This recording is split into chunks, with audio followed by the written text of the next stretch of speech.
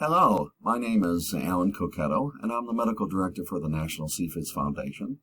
And today's presentation is titled Early Hints, Chernobyl, Radiation, and CFIDS Research. Hopefully by the time that we go through all the slides here, you'll understand the NCF cohort a little bit better, and you will understand how this cohort came to be and its relationship to radiation exposure itself.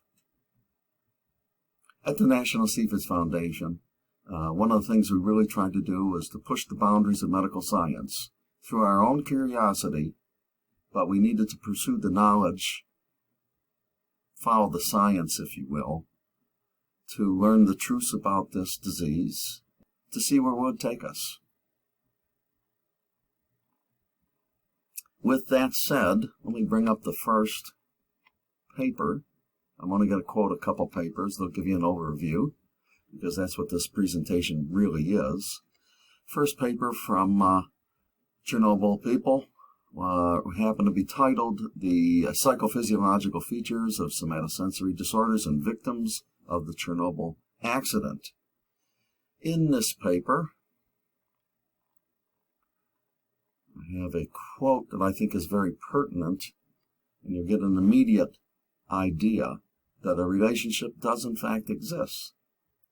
In the paper, the authors write, the clinical manifestations referred to as chronic fatigue syndrome match the disorders observed in both Chernobyl victims and atom bomb survivors in Hiroshima and Nagasaki. So that's one of the first real hints that there were issues among the workers at Chernobyl. And another paper that I will bring up here. This particular paper is titled Psychophysiological, Neuroimmune, and Gene Expression Changes in Chronic Fatigue Syndrome After Low-Dose Radiation Exposure. And to quote this particular paper, in this paper, quoted the following: the cognitive subtype of CFS is characteristic for those exposed to low doses of ionizing radiation. Its neurophysiological basis seems to be an overactivation of the cortical limbic system, mainly in the dominant left hemisphere. Performed study shows some connection between the nervous and immune system changes, an absence of relationship with the chronic viral infections carriage that is reported in CFS patients. Gene expression study revealed mainly the activation of protective systems, and it was not possible to find out the molecular signature of the low doses of ionizing radiation, possibly due to the influence of concomitant factors. So these two papers stress an important relationship between radiation exposure and chronic fatigue syndrome. For the last of the papers here that I'm just going to bring up is a paper that was published in the Journal of Chronic Fatigue Syndrome itself. This was published in 2000 by Loganovsky. This was titled Vegetative Vascular Dystonia and Osteoalgetic Syndrome or Chronic Fatigue Syndrome as a Characteristic After Effect of Radio-Ecological Disaster, the Chernobyl Accident Experience.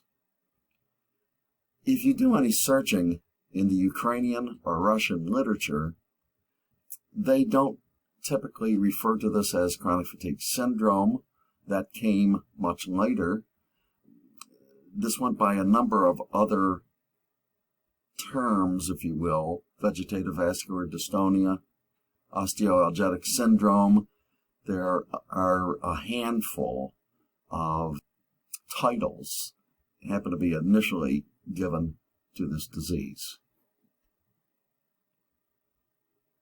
Again, all as the result of what was learned at the Chernobyl nuclear power accident in 1986. Brings us to some April press releases that are published in PR Newswire.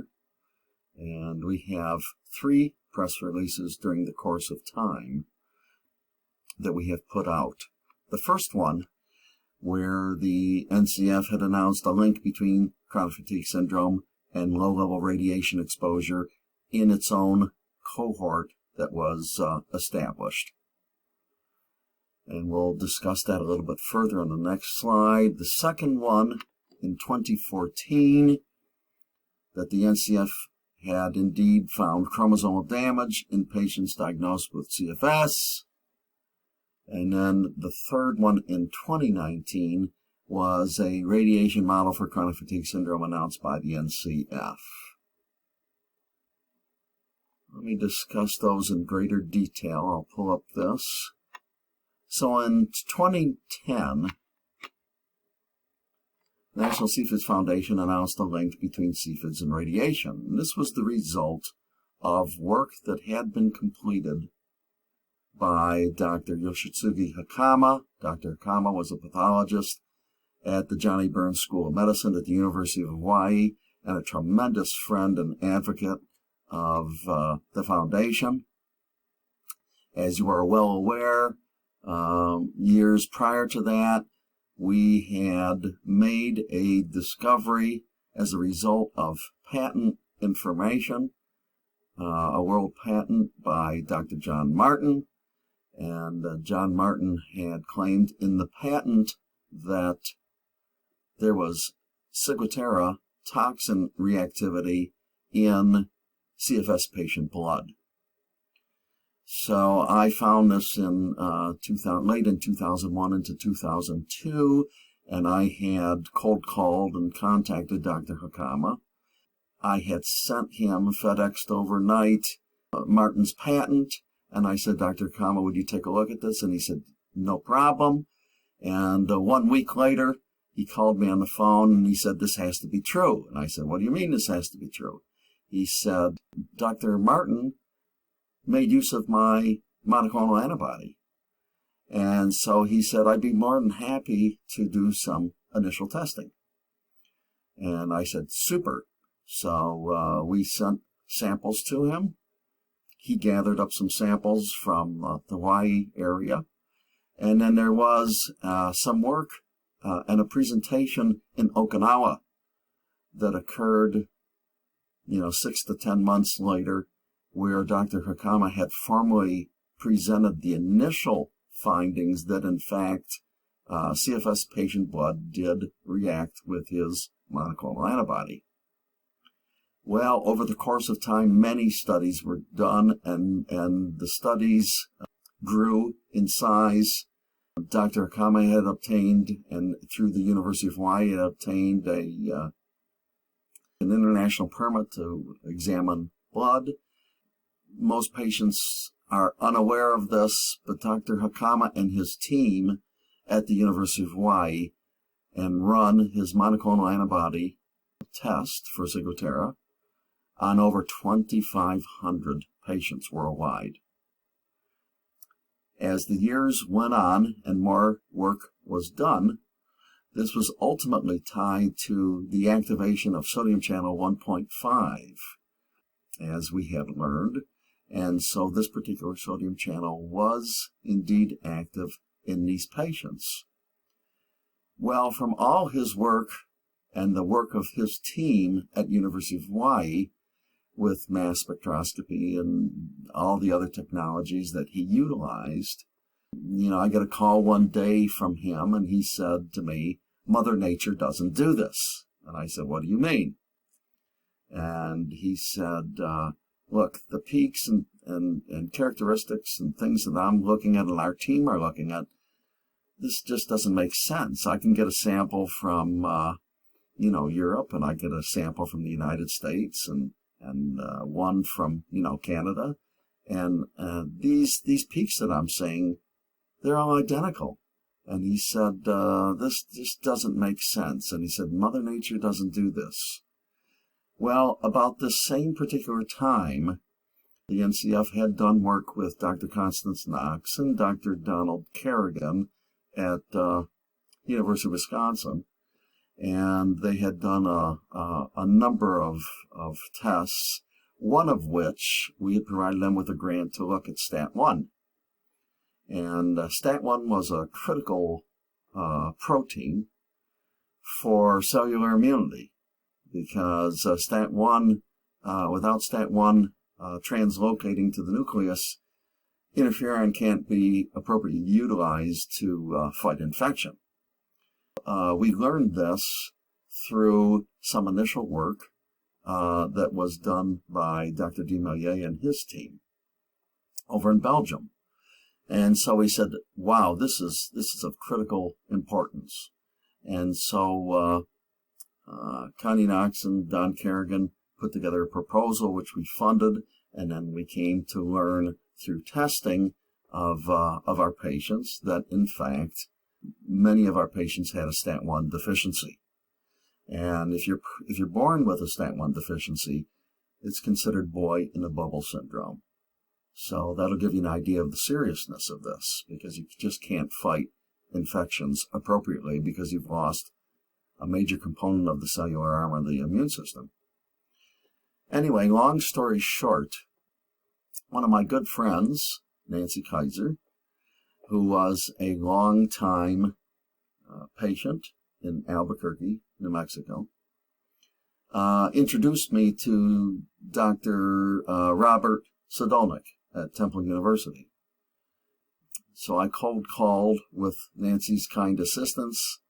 We got on a three-way conversation, and she introduced me to Dr. Bob, as he liked to be called.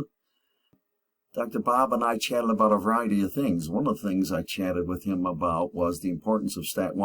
And in fact, I had sent him the book that Desmailliers had out on chronic fatigue syndrome, a biological approach.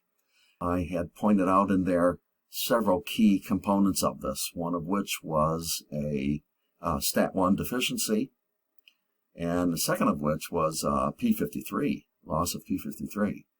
And it turns out that if you lose, STAT1, you lose P53, then you have a dramatic increased risk for the development of tumors. So long story short, Dr. Bob said to me one day, he said, look, I've got two large samples.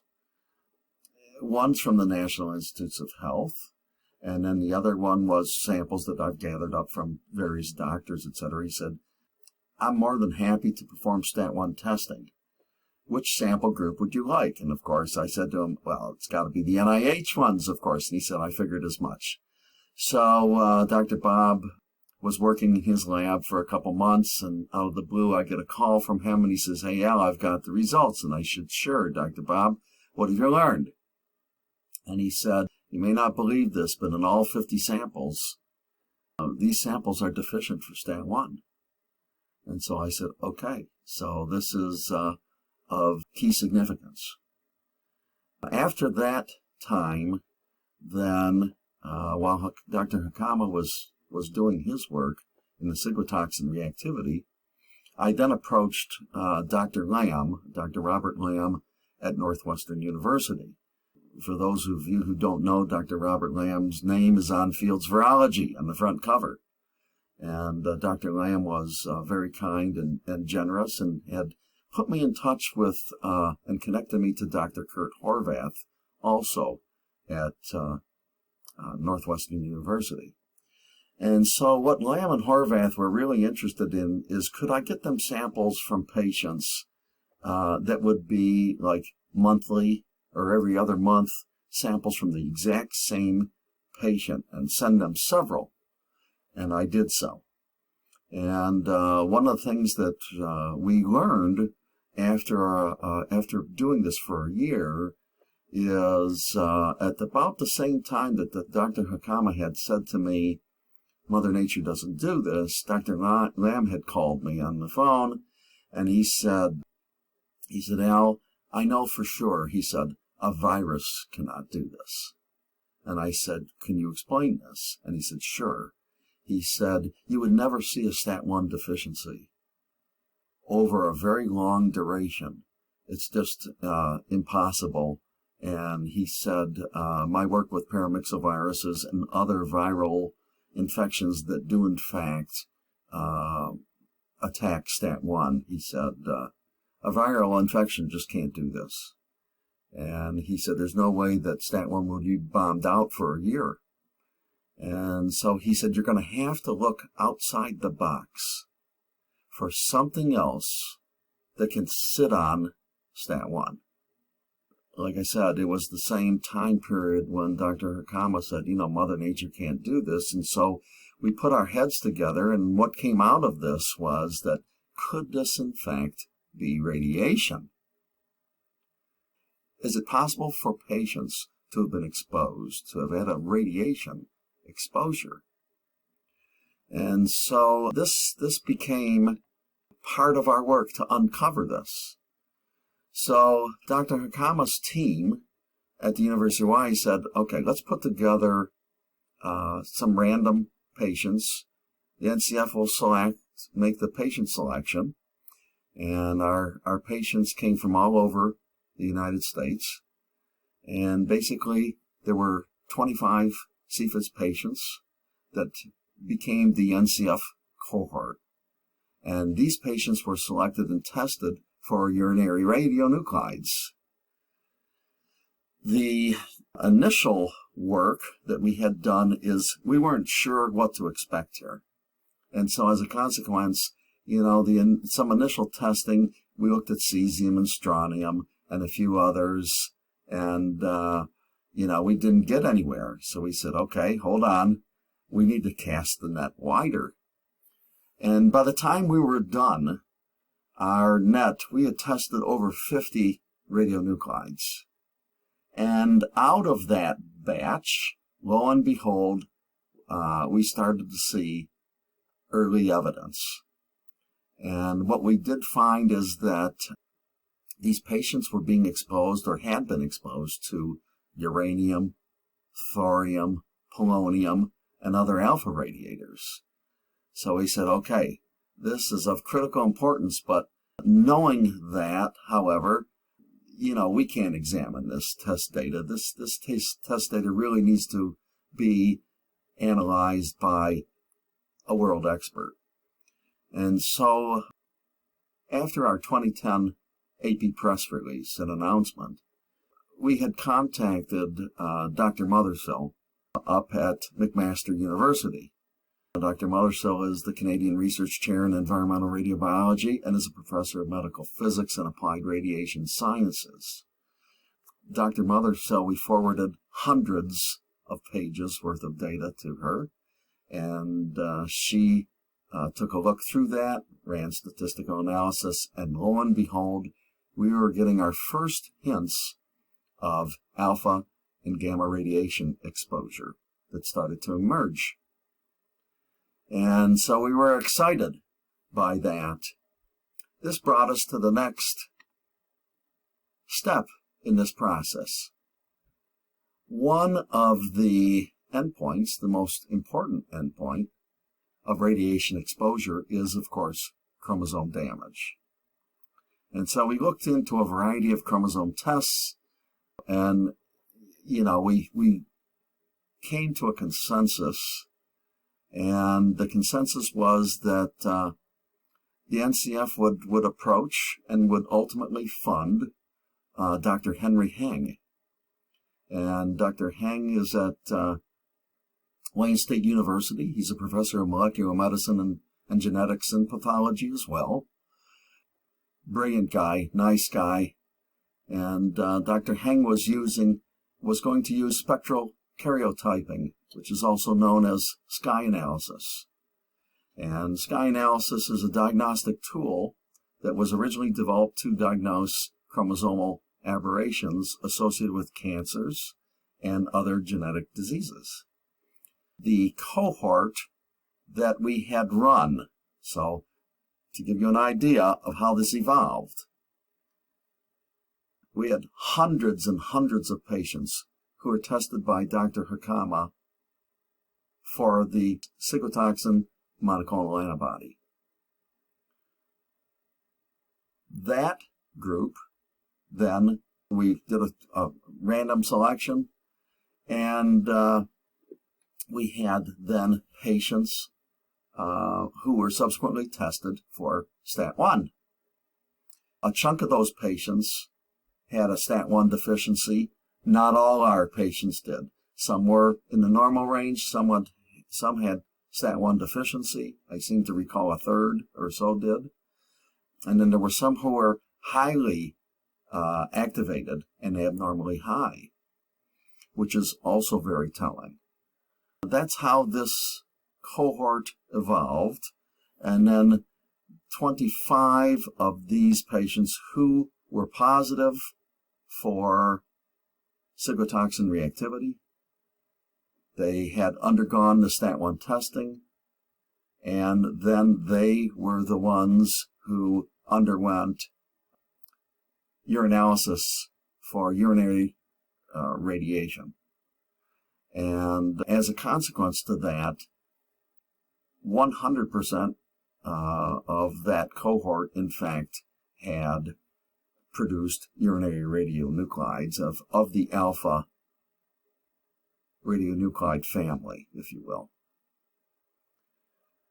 That group was forwarded on to Dr. Heng, so we're developing a very cohesive, type of group. That group was tested then by Dr. Henry Heng, and Dr. Heng found that 100% of our cohort had an order of magnitude greater chromosomal breakage than controls. And in fact, 53% had been identified as having chromosomal translocations. And translocations, which I will show you, are often considered to be a recognized stepping stone as part of the cancer initiation process. In addition, Dr. Heng had identified new types of chromosomal damage as well within the cohort. I'll show you an example of that. We did work over the next several years to refine some of this, and our work is ongoing in a number of avenues. But one of the things that we did in 2019, we identified certain components, if you will, for radiation detection. And so in examining all the biochemistry and the work of Hakama and others, we were able to identify important chemical compounds for potential use aimed at radiation exposure detection and subsequent testing. And so, unfortunately, at that point, COVID-19 interrupted our process and certainly delayed this work. This work is ongoing, and we're excited because this may yield a very simplified diagnostic test. So time will tell.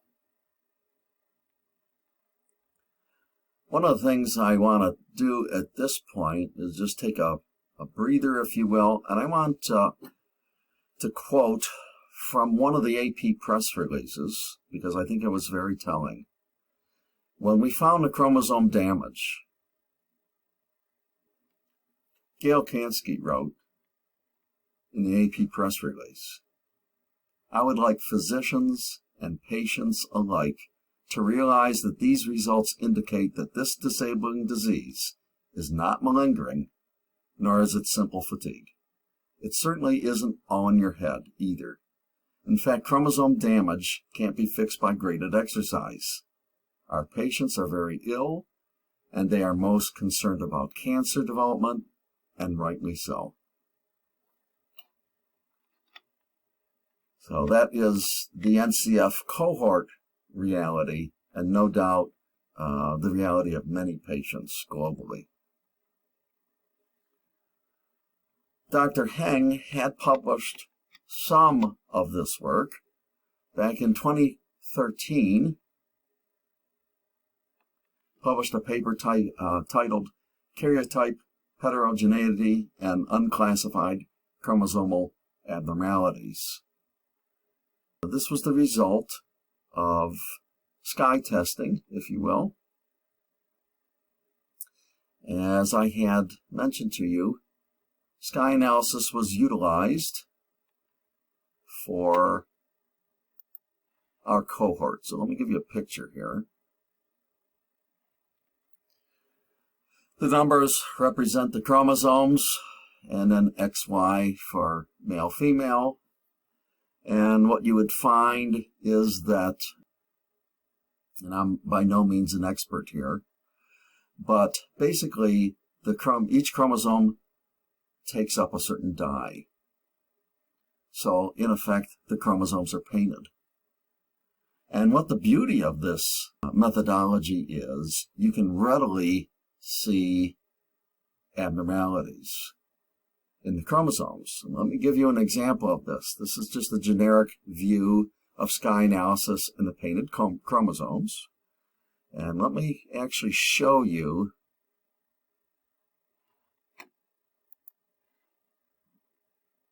a slide of chromosome abnormalities. This is a general purpose slide. This is not a slide associated with any of our patients. However, one of the things I had mentioned previously was that 53% of our patients who were positive for alpha radiation exposure had in fact tested for chromosomal translocations. So what's a translocation? Okay, let me point this out. Here we have chromosome number 7. Chromosome number 7 has in fact been bonded, if you will, to chromosome 12. If we go over here to chromosome 12 indicates that, part of chromosome 7 has been bonded to chromosome 12.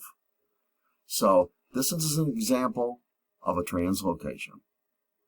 These are readily picked up. You can see several of them here, several anomalies and abnormalities.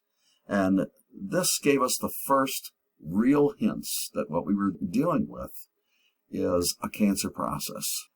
And so as a consequence, we had to pay attention to this. Now, what grew out of this,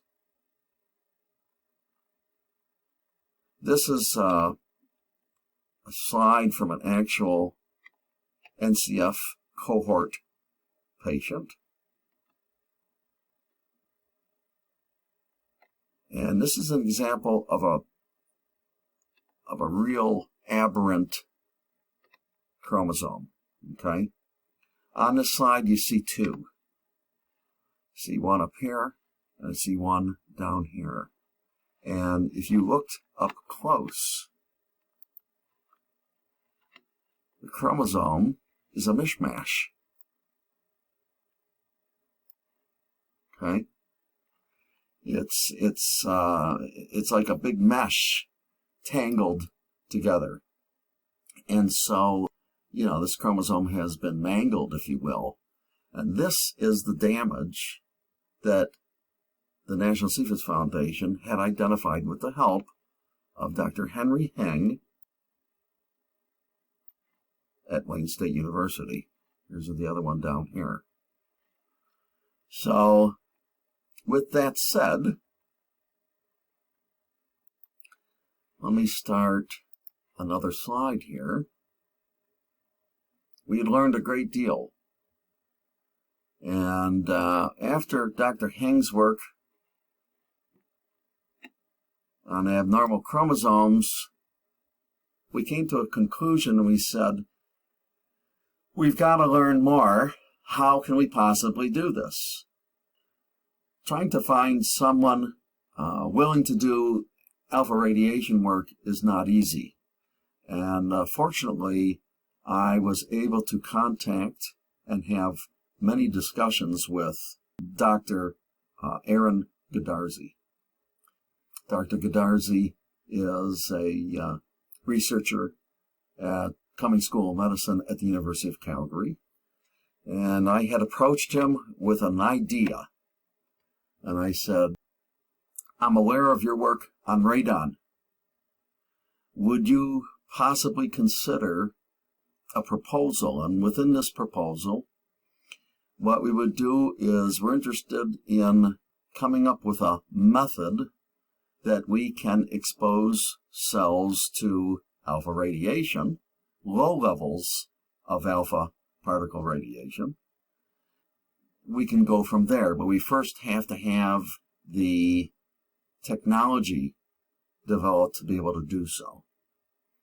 So Dr. Categorized and I went back and forth for over a year, and fortunately we were able to fund him. This work is funded by us, and several other cancer-based groups had come together on this as a collaboration, and there are more than a dozen scientists, medical people who had worked on this system. So what we came up with was a high throughput alpha particle radiation system for monitoring DNA damage, looking at genomic instability, and screening not only human cells, I should say, but also yeast systems. Very useful.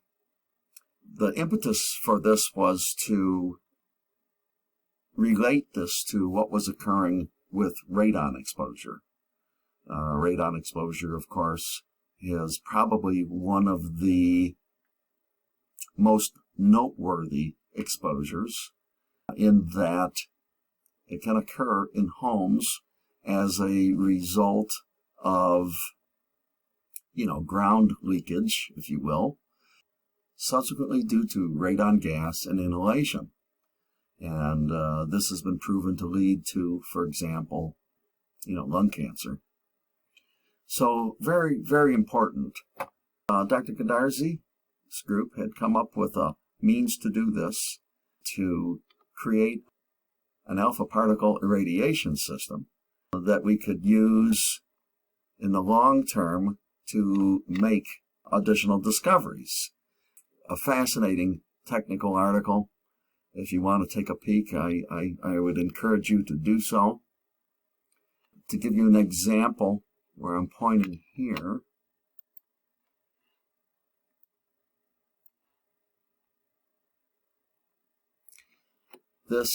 these are cells, and this is the inner core area that in fact is going to be irradiated with alpha particles.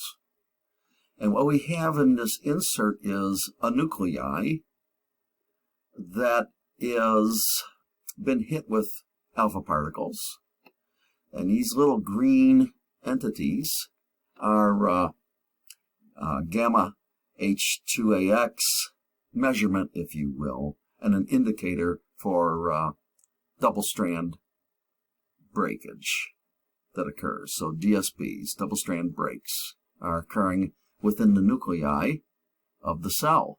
And so we're talking about, as you will see, he examined various low-level radiation exposures of cells that could be adjusted in this alpha radiator system.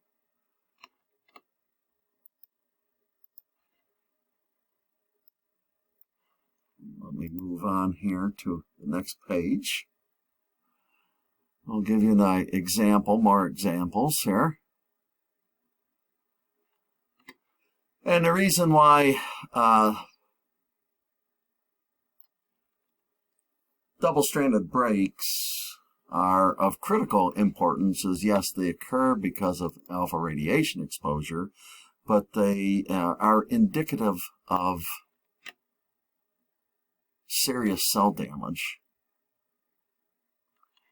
So on a couple of these slides, they looked at different levels, for example, 0.7 gray, 2.4 gray, etc. And then they looked at what the alpha particles were doing themselves and the photons that were ultimately released from those particles. And then they looked at cumulative damage, cumulative DNA damage. And that's one of the things that H2AX does for you, able to look at cumulative damage that is observable over a time span then. Because the model, if you ingest an alpha particle, alpha particles external to the body, they can't penetrate the skin, they're not going to do any great damage. But if you ingest or you inhale an alpha particle, then there's hell to pay. You have a high energy alpha particle that is extremely damaging to the cell, to the membrane, and to the inner components, if you will, to the cell. And so, as an example, here you have acute exposure, and we're talking about 500 to 1,000 milligrays per day, okay? So this is the kind of damage you would see within the cell setup of this particular irradiator. And this is DNA damage, and you can see the output, if you will, from this.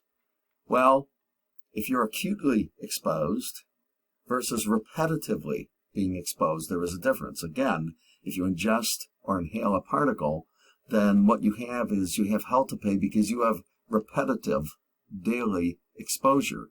Because that alpha radiator, alpha radiation, for example, uranium has an extremely long half-life, and so half-life of uranium is 100,000 years plus. So as a consequence, what you get is you have the production of gamma radiation over and over and over again as the alpha radiation undergoes changes to produce gamma radiation. We'll show you that in our model later on. Okay. On this slide, if you take a look at the lower level exposure, 35 milligrays versus the 500 or 1,000, notice that because of the repetitive exposure, that you're producing a composite of double-stranded breaks that becomes very similar, if you will, to acute exposure. So these are the plots. That gives you an example of the damage. And there's different kinetics for the photon damage versus the alpha particle damage. So this is an attempt to quantify the double strand break, damage, and to examine the kinetics of what's happening to the cells that are exposed. Let's see. Again, this is more of the same with regards to repetitive particle radiation and some of the changes within time that can be seen. For example, what kind of lesions are we having? Okay, what occurs within a given time period, a number of hours later after exposure, and how much damage can we quantify? And that's what some of these plots are in fact doing. So, and we do this at different different dosages, and we're looking at, cell survival and cell damage. This is also, we also have this for use in the yeast model system. That's another built-in factor for this irradiation system that the University of Calgary and Dr. Godarzi, who ran the show here, and how he created this with his team. I want to highlight one thing here.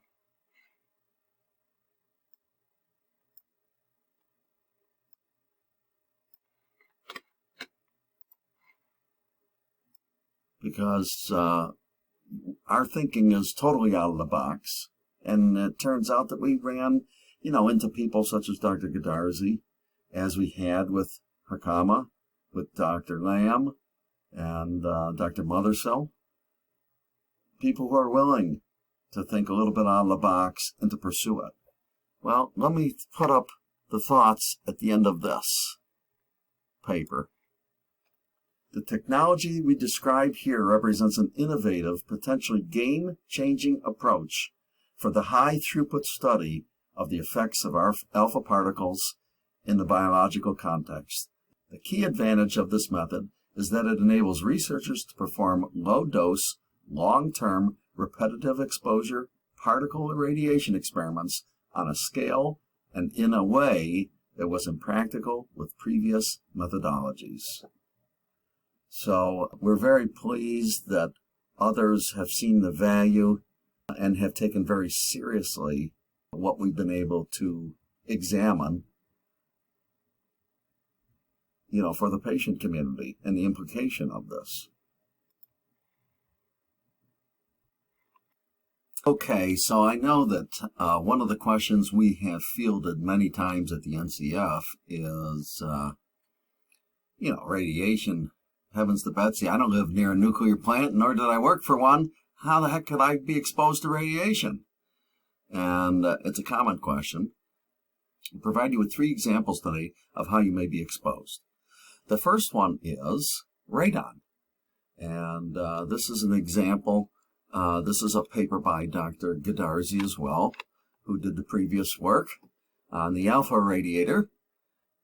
Radon exposure is rising steadily within the modern North American residential environment.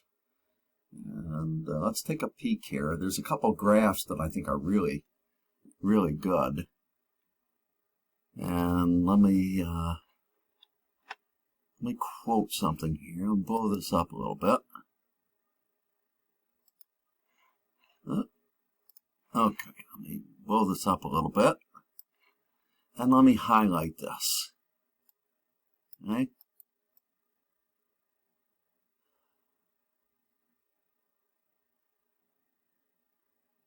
All right, there we go. There we go. Thank you for bearing with me. Okay. Quoting this particular paper, decaying radon emits alpha particle ionizing radiation, severely damaging DNA in such a way that it is almost impossible for our cells to repair without introducing genetic errors. Such errors trigger genomic instability, which has been seen in our NCF cohort and reported upon by Dr. Henry Heng. Such errors trigger genomic instability, a self-propagating cycle of DNA alteration that drives cancer formation.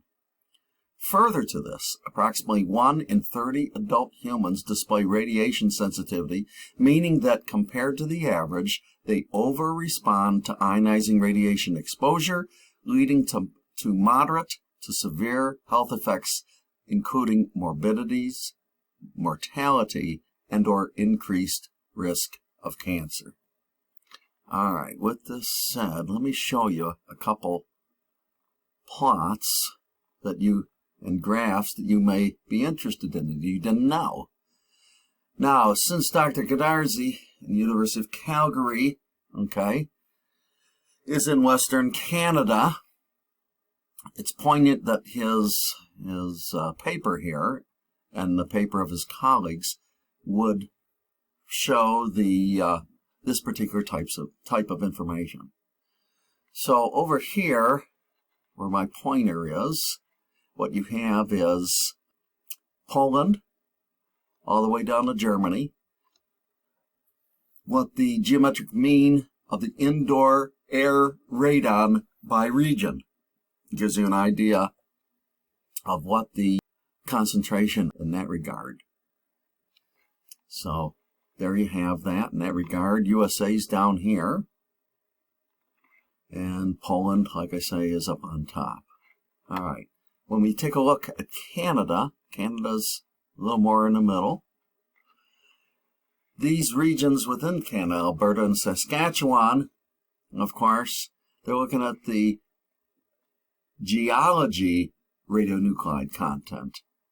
You can see that Alberta and Saskatchewan, even within these regions, have areas that have certainly much greater and higher concentration of radon. The second opportunity, I should say, second possibility for exposure is something there have already been a couple books out. on this topic, and more are coming. This is an article by Justin Nobel, who is a writer for the Rolling Stone magazine. And this was from an article titled, a more recent article titled, America's Radioactive Secret. Basically, oil and gas wells produce nearly 1 trillion gallons of toxic waste a year. And the brine, ultimately, that is generated is, of course, radioactive. Why? Because those elements within the shale and the rock are brought to the surface through drilling activity. So, let's see, not me. Let me highlight some more. Bear with me here. The Earth's crust is in fact peppered. I'm reading up here at the top. We'll start there. The Earth's crust is in fact peppered with radioactive elements that concentrate deep underground in oil and gas-bearing layers. This radioactivity is often pulled to the surface when oil and gas is extracted, carried largely in the brine. Let's see. Okay, here we go.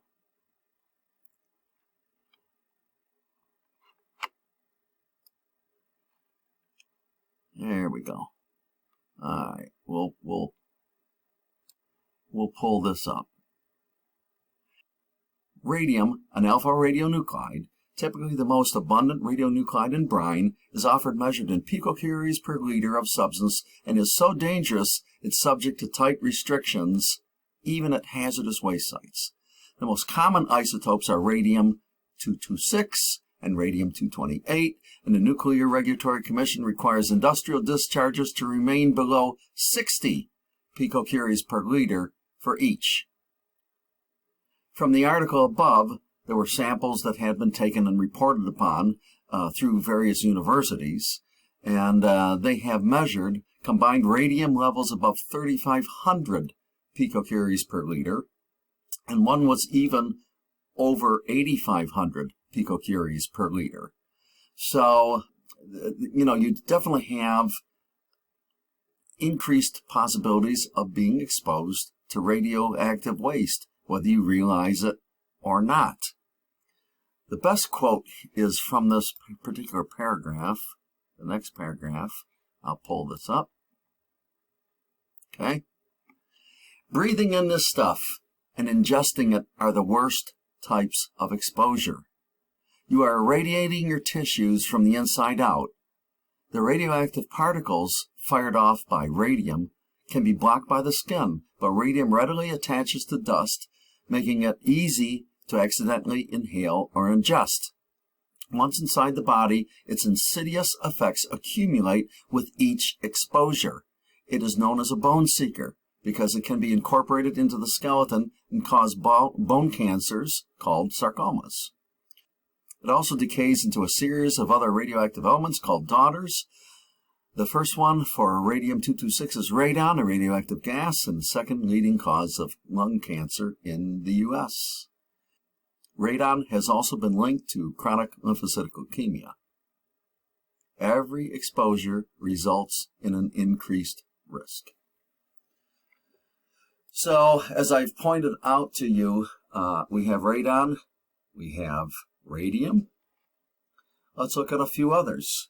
Again, the NCF's own cohort, we had identified uranium, thorium, polonium, etc. So let's take a look at those. In a handout from the Minnesota Department of Health, alpha particle toxicity is prominent only if you do the following. Ingestion or inhalation is required. Depending upon what type of alpha particle and its source and which radionuclide, it is tissue-specific targeted based on the radionuclide itself. You have a concentrated damage, and you have clustered DNA breaks that are difficult to repair. These are 20 times more potent than gamma or X-rays. Naturally occurring alpha emitters are the most prevalent. For our particular points that we wish to make, radionuclides release radiation through decay, and they form new elements. So uranium, thorium decay creates a variety of toxic radionuclides, and they can occur in the aquifers and water, etc. Since we ran into uranium, for example, in our patient cohort, uranium-238 is chemically toxic to the kidneys, while radium-226 is bone-seeking and it can lead to osteosarcoma. Radon, of course, is well known to be an inhalation risk for lung cancer, and polonium, for example, polonium-210, binds hemoglobin and it can target many tissues. So in light of this, let me move on to another source, since the aquifers were in fact mentioned above. There's a 2010 report that we had on board the NCF from many years ago when we started to do some perusing and looking to see how big a problem radiation could potentially be, especially within the drinking water supply within the United States. Yes, this is regulated. However, there are locations that are quite high. This one was an investigative report from KHOU in Houston, Texas in 2010. Hundreds of water providers around the Gulf Coast region are providing their customers with drinking water that contains radioactive contaminants that raise health risks, according to the state lab results and public health scientists. There are ways in which you can check your local water service online. I have done that myself just to be inquisitive. From this article, however, let me quote this. Just not to beat a dead horse, but to make a point. Okay? Quoting this article, one particular type of radiation that popped up again and again in water provided by utilities all across Texas was something called alpha radiation, which public health scientists say can be particularly problematic when consumed. An alpha particle, this is the 800-pound gorilla of radioactive particles, said Dr. David Ozanoff, an environmental health professor and chair emeritus of Boston University School of Public Health. Ozanoff obtained a medical degree from Cornell University School of Medicine and serves on the Massachusetts Cancer Advisory Committee. He said, drinking water with any amount of alpha particles, even when consumed in amounts below federal legal limits, raises your risk to develop health problems or, in rare cases, cancer. Examples of alpha particles found in the Gulf Coast region are those from uranium, radium, and other minerals. Ozanoff goes on to say the following. Dr. Ozanoff describes alpha particles as a type of radiation that would not typically harm you unless inhaled or ingested. He warns, once you take it inside your body, your health risks immediately begin to rise. Can't penetrate very far, but when it hits something, it does a ferocious amount of damage, he said. If I were to drink it, then many parts of your body are within knife-wielding distance of an alpha particle. Ozanoff said, the danger in drinking alpha particles is that you bring them inside your body and right up against sensitive organs where the alpha particles can damage DNA and create a possible mutation in your cells. He says the more you drink, the more you raise your risk for cancer. So this is something that we just wanted to point out and to highlight. the various ways in which patients might be exposed, and this may help to explain the NCF's cohort, for example.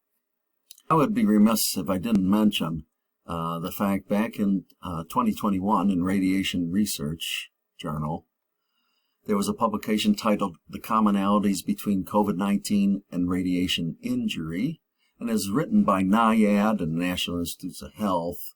And so as a consequence, this is most intriguing because there is substantial overlap between COVID-19 and acute radiation sickness in terms of inflammatory components and other pathways that are in fact overlap, if you will, between the two conditions. Now, moving on, brings us up to the latest. In 2023, in the spring of 2023, we came out, the NCF, in conjunction with Dr. Mothersell and Dr. Seymour, came out with a proposed model to explain the role of low-dose non-DNA targeted radiation exposure in chronic fatigue syndrome, in CFIDS. Basically, I'm only going to read a couple things to you here and highlight some things.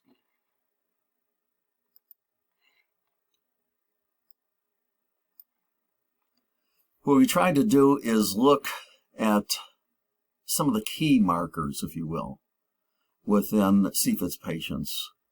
Could they, in fact, even be explained by possible radiation exposure? Our belief is at this point, yes, they could be explained, and in fact, the NCF has a cohort, and we're not saying that this is the only cohort that exists within the formal CFIDS definition.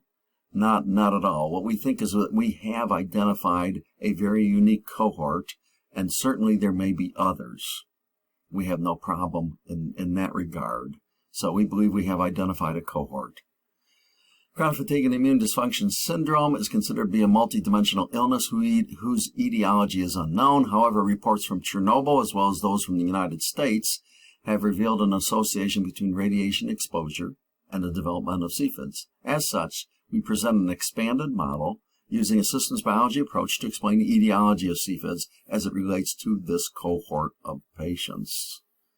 What we tried to put forth is a model, and this model is based on CFIDS illness markers. Some of those have been discussed for decades and considered to be perhaps some of the most important markers for the disease itself. Anyway, we took a look at those markers, and was there a relationship?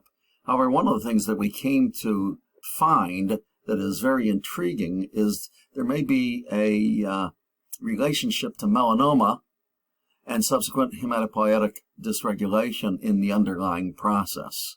We don't necessarily believe it has to be cutaneous. It could be mucosal, where we have work underway to look at different cell lines and things to try to fish some of that out.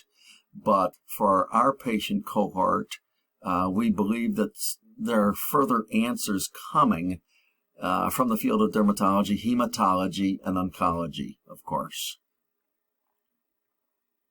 So anyway, in our model, I will highlight the following.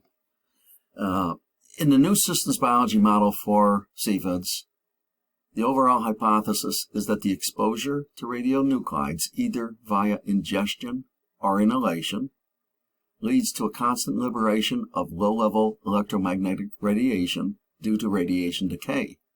This could be viewed as a pathological process that develops gradually as the result of constant and repeated exposure to low doses of radiation, where localized internal damage would accumulate over time. Such an accumulation would be dependent on rates of radionuclide decay, as well as the body's ability to deal with such an exposure by depuration, damage repair, or other mechanisms. So as we take a peek here, one of the things we have learned, and this model resulted because of work that Dr. Mothersell and her colleagues had completed in 2020. There was a paper published that showed that gamma radiation of cells produced biophotons within the cells. So biophoton generation as the result of cells being gamma radiated was a key factor in the generation of this model. So, and that discovery just came in 2020.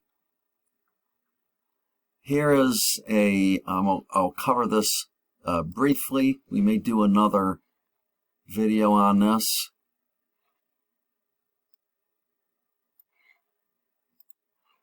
But basically what you have is you have known and proven fundamental ionizing radiation effects. You have alpha radiation, ingestion, or inhalation up at the top. That alpha radiation, an alpha particle, will undergo alpha decay, whether that is a uranium particle, a radon particle, etc. Radium particle, thorium, polonium, whatever. As a result of this, you generate gamma radiation. So you liberate gamma rays, and in the case of like a long-lived radionuclide such as uranium, you're going to be generating gamma ray output from that particle for a very, very long time. What Dr. Mothersell and Dr. Seymour had discovered is that gamma ray liberation occurs as a constant source from long-lived radionuclides such as uranium, and as a consequence what is generated is ultraviolet A as well as blue light generation, and these are collectively referred to as ultraviolet biophotons or UV biophotons. Well, when we looked into this, we started to pick up and take a peek at what had commonly been referred to as CFS biomarkers, and several things came to mind here, and I'll, like I say, most likely cover this in another video. But just to give you a synopsis, sodium channel 1.5 is activated through UVA generation. Sodium channel 1.5 is detected through Hakama's ciguatoroxin monoclonal antibody. So that's the importance of that. STAT1, you've already heard me chat about STAT1. STAT1 is affected directly by UVA rays. One of the ones that I think are really interesting is red blood cell morphology. There have been a number of pieces of work in the literature, and as a consequence, these are quoted in our paper. What you find is that UVA causes an oxidation directly of the red blood cell, and that red blood cell becomes creatininated. And so stomatocytes and other echinocytes and other cup forms are in fact generated. And this has really been very well documented in CFIDS patients.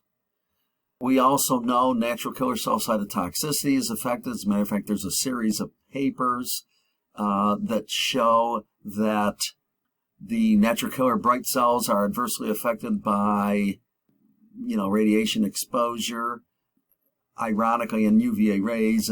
Those are the ones that have been reported the most frequently among CFIDS clinicians and researchers. Dr. Jack Wand is doing work on ASPH, which is a marker for hepatic issues, as an example. And ASPH is activated by UVA radiation. We have a number of things, of course. Gamma radiation directly interfaces and interacts with melanin and alters melanin directly. Radiation exposure as a whole is associated with water radiolysis and the generation of hydrogens and peroxides and all kinds of, nasty things in that regard.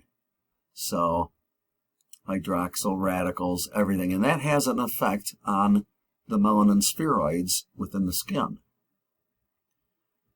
Well, what we came to learn was there are a lot of other markers. Now, we have, quite frankly, there's about a dozen markers that are covered here in our paper, but I think we've been able to find at least a dozen more easily without looking too hard.